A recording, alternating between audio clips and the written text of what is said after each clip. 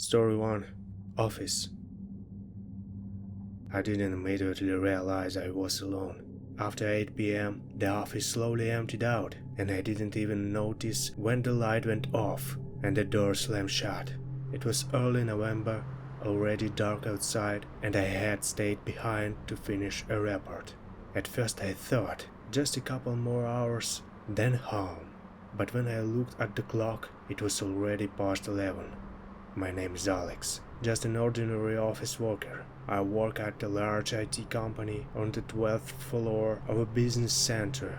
In the evenings, someone is usually still in the building. At least, I'm definitely the one who stays late.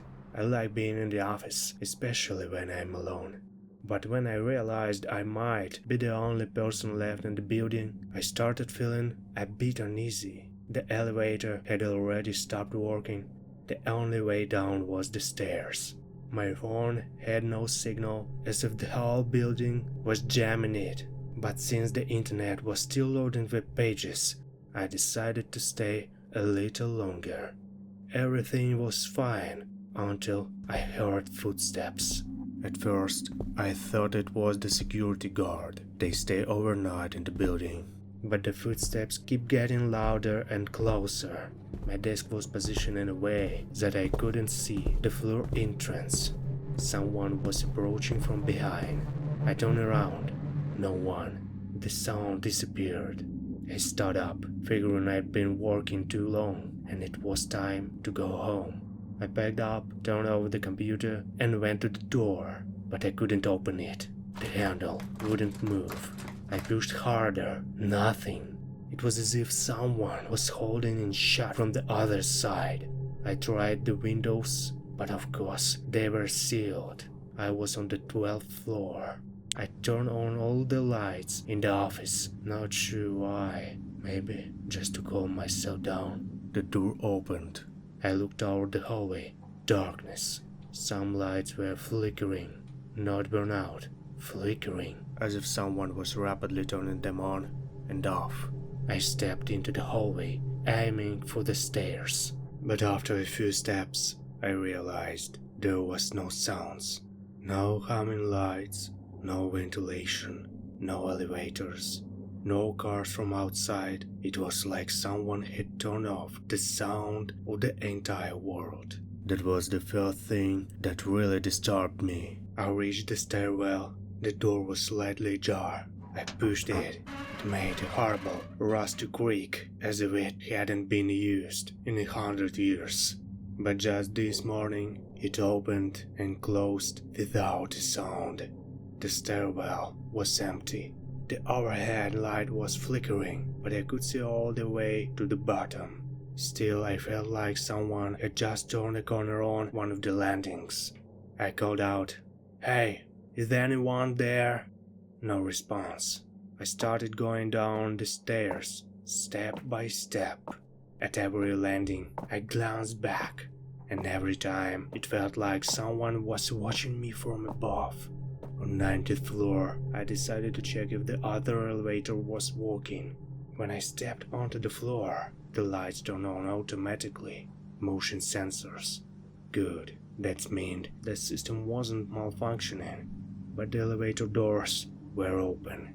Who called the elevator, and why weren't the doors closing?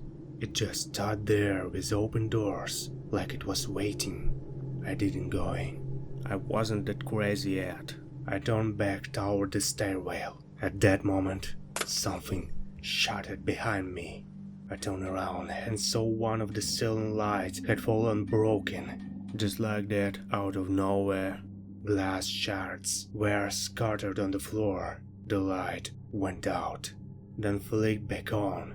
I ran down the stairs, no thinking, just moving, skipping steps. My heart was pounding. Every sound felt like footsteps behind me, to the right, to the left, even below. When I reached the first floor, the door was locked. I yanked the handle. Nothing. Pushed harder. Still nothing. The handle didn't even budge. There was an electronic lock with a message. Access restricted. Security system reboot at 6 a.m. 5 more hours, and I was trapped here in a building where something strange was going on. I went back upstairs to the office, planning to wait until morning. I took out my phone. It was completely dead, and I'd forgotten the charger at home. The whole time, I kept feeling like I wasn't alone, not in the sense that someone was nearby, but more like the building itself was watching me. That feeling never left. Even when I returned to the 12th floor and sat in the chair by the window, I thought I saw someone pass by in the hallway, too fast to make out, but slow enough to notice. I left my desk and walked to the kitchen, trying to see who it was. Silence. But one of the Macs was shuttered. I clearly remembered everything being clean. On the floor were shards of ceramic and drops of tea, as if someone had just held it and dropped it.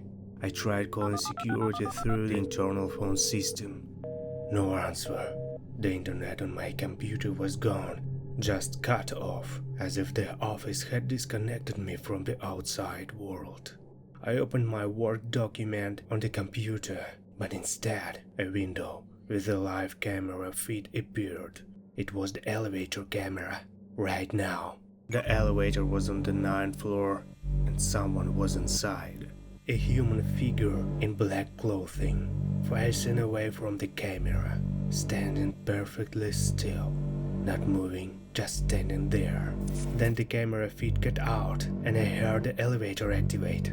I went out into the hallway. The elevator had come up to the 12th floor. The doors were open.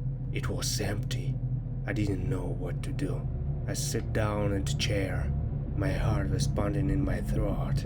My palms were sweaty and my legs started shaking. The camera feed appeared again on the monitor. This time it was a camera behind me. I was sitting in the chair and someone was standing behind me. I turned around sharply. No one. I heard a noise in the hallway and decided to close the door. I blocked it with a chair. Thought I knew that wouldn't stop anyone, but I had to do something to calm myself. Inside the office, the air felt tight, like it was thickening, like the walls were pressing in. I couldn't open a window. I had nothing to breathe. I sat down at the computer again, pressed the key, the screen turned on. Now it showed the hallway camera. Someone was standing there, staring directly at my door. I stood up and opened the door slightly. No one. I looked back at the screen. I couldn't understand what was happening. Was it a recording? Did someone play a video on my computer? The footage changed. It showed me sitting at my desk working. It was an old recording. I was staring at the screen. I left the room. Silence again. Only faint buzzing from the lights and the soft creaking in the ventilation, like something alive was crawling inside. I walked to the end of the hallway and peeked into the storage room. It's where we keep boxes of paper. The light was off. On the floor lay a printed report. It had tomorrow's date, a document I hadn't even created yet. I no longer knew what was real and what wasn't. When I stepped into the hallway, I felt a breeze, but all the windows were closed. The draft was coming from the meeting room. I went there. The door was slightly open. A lamp was on. A large screen on the wall displayed camera feeds, all floors, elevators, even the street. But there were no people anywhere. An empty city, an empty office, an empty world. And on one of the monitors, me, standing in the meeting room. I had a panic attack. I lost it and ran down the stairs. The lights flickered again. The stairwells were dark. When I got to the 10th floor, I thought someone was below. Silence. Then a light blinked and they were gone. Or maybe I was just exhausted. Paranoid, a trick of the mind. A wave of the realization hit me hard. The world felt fake. I felt like I wasn't in an office, but in a small box. When I reached the 1st floor, the message on the door changed. System reboot. I sat by the wall. just sat there, staring at the floor. And then I heard the elevator arrive. The doors opened, and as if hypnotized, I walked in. It was like the elevator was inviting me. I returned to the 12th floor and walked back to my office. It was 6 a.m. My phone rang. It was my mom. She asked where I'd been all night. I looked out the window. It was really morning. The sun was rising. Cars in the parking lot. A living city behind the glass. I turned around. The office looked normal again. Ordinary. Clean. Calm, as if it had all been a dream. The door opened easily. The elevator was working. The security guards were at their posts. Everyone looked at me in surprise. I stepped outside and breathed in. The air felt fresh, real. But as I walked to the bus stop, it seemed like someone was watching me from the 12th floor window. And even now, at home, I'm not sure what really happened to me. Story 2. Gas Station. I was never afraid of the dark. Even as a child, I actually liked hiding in dark rooms, as if I disappeared from the world. But that night, the darkness was different. It breathed. It watched.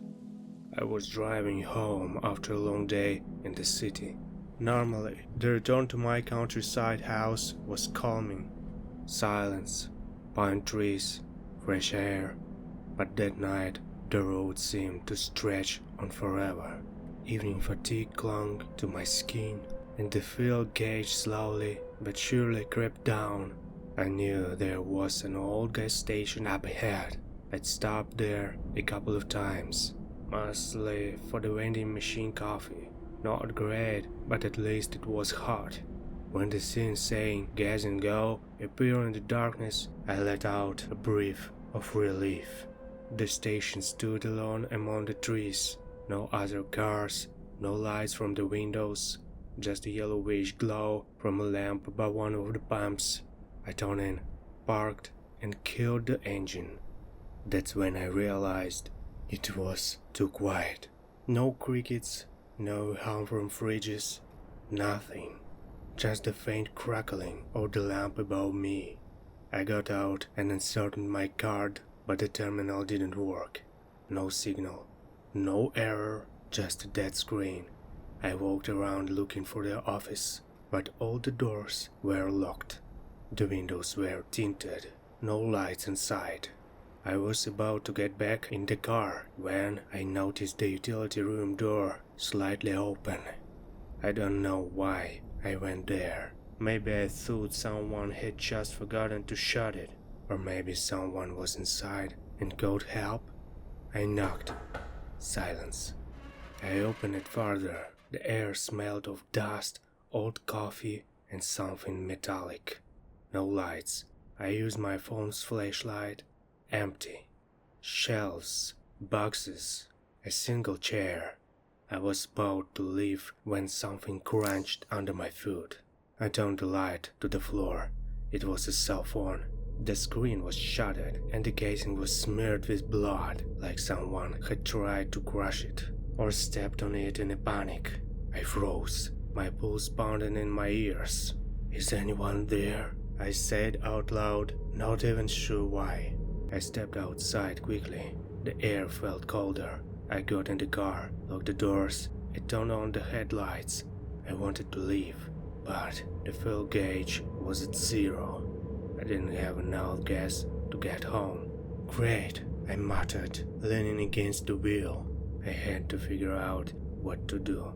No signal. The phone had just one dead bar. Maybe wait until someone came. Then I saw movement. At the edge of the headlights, near the trees, something flickered. Fast, almost invisible, like a person darting between the trunks. I froze. A minute later, again, closer this time. I quickly locked the doors. I stared into the dark until my eyes started to tear up. I got out of the car and headed back to the utility room. Now I needed shelter. The car felt too exposed. I stepped inside and quietly shut the door behind me. I leaned against the wall. Dark, cold, that same smell. I sat like that for maybe 10 minutes. My heart was pounding too loudly. Then I heard footsteps, slow, on gravel, outside. Someone was approaching the utility room. I turned off my phone screen and stayed still. The footsteps stopped right at the door.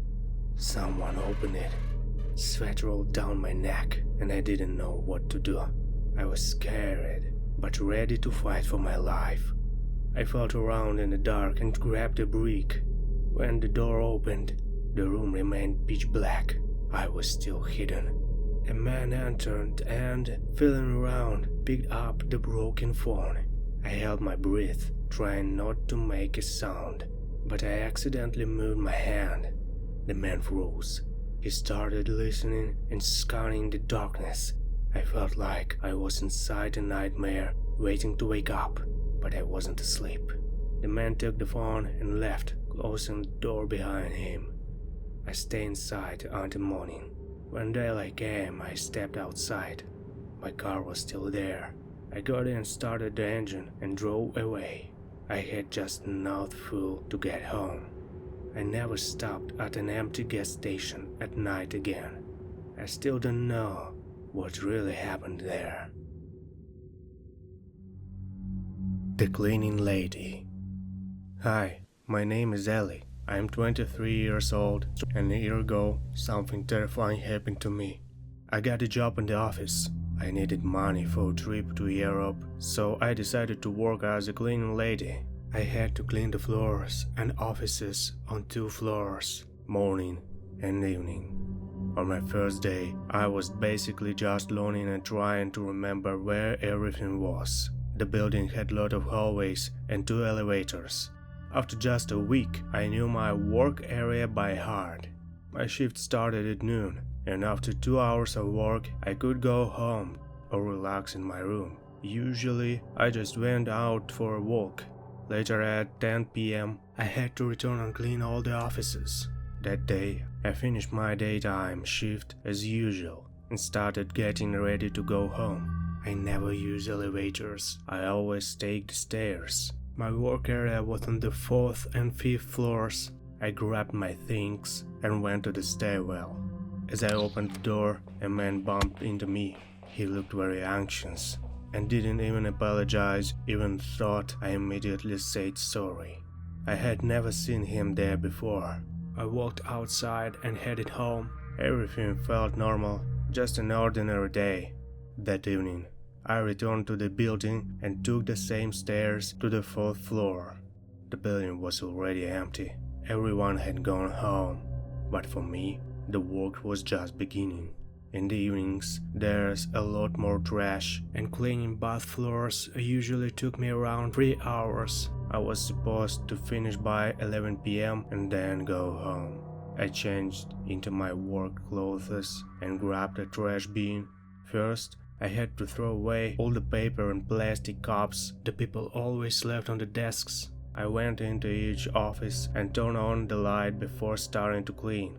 But one of the offices already had the lights on. Maybe someone forgot to turn them off, though that had never happened before. While cleaning that office, I noticed the computer was still on. A document was opened on the screen. I decided not to touch anything. I just did my job and left. 2 hours passed, and all that was left was to mop the hallway. I stepped in and turned on the light. The bulbs were flickering badly. The electrician had been meaning to fix them for weeks. I started mopping the floor when I heard something fall in one of the offices, the same area where the light had been left on.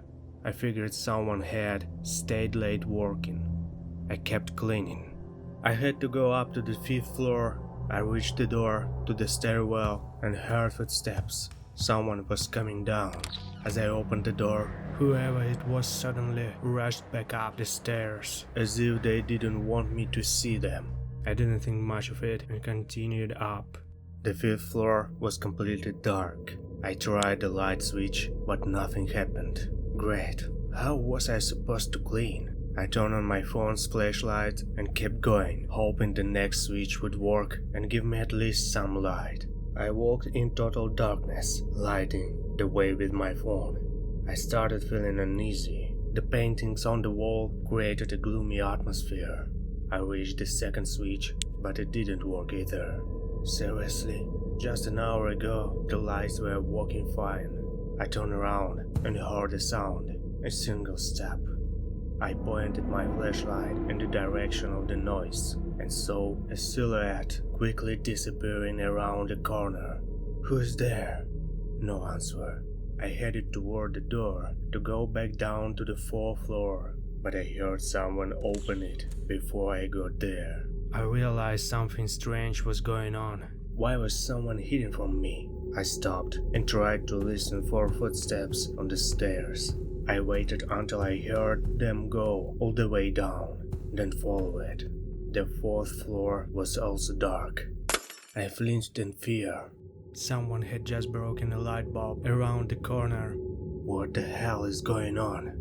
I went to get my things from the staff room and saw someone in one of the offices, smashing a computer. He was destroying everything, making a ton of noise. It was really dark. I turned off my flashlight so he wouldn't see me. I quietly entered the room and began quickly gathering my things. My smartwatch showed my heart rate climbing to 113 BPM. I left the room and headed for the exit. I walked slowly, afraid he might hear me. I reached the door, opened it, and there he was. He stared at me with a wild look in his eyes. His face was distorted by shadows and lack of light. He looked at me for only a second, but I froze. It felt like an eternity, like I was in a nightmare when you can't move or run. It was the same man I had bumped into the morning. He reached toward me and I slammed the door shut. I held it with all my strength so he couldn't push it open, bracing it with my foot. Thankfully, the door opened out him. I reached for the elevator button. No idea how I was even thinking clearly. He kept slamming into the door. When the elevator finally opened, I knew I had one shot to escape. The moment I let go of the door, he'd come after me, but I had no choice. I let go of the handle and ran into the elevator. The doors were slow to close. The man charged toward me, and just before the door shut, I threw my phone at his face. The doors closed. I went down and told the security guard what had happened. He went to look for the intruder alone. I stayed downstairs. 15 minutes later, the guard came back and said he hadn't found anyone. He told me to go home and said he'd take care of it. In the morning, my boss called and said I could take as many days off as I wanted. The police had caught the man. Turned out he was a former employee. I never really found out what he wanted. Maybe my boss was involved, or maybe the investigation kept certain things hidden. I'll never know. I quit the job. The insurance paid me a good amount, enough to move to Europe.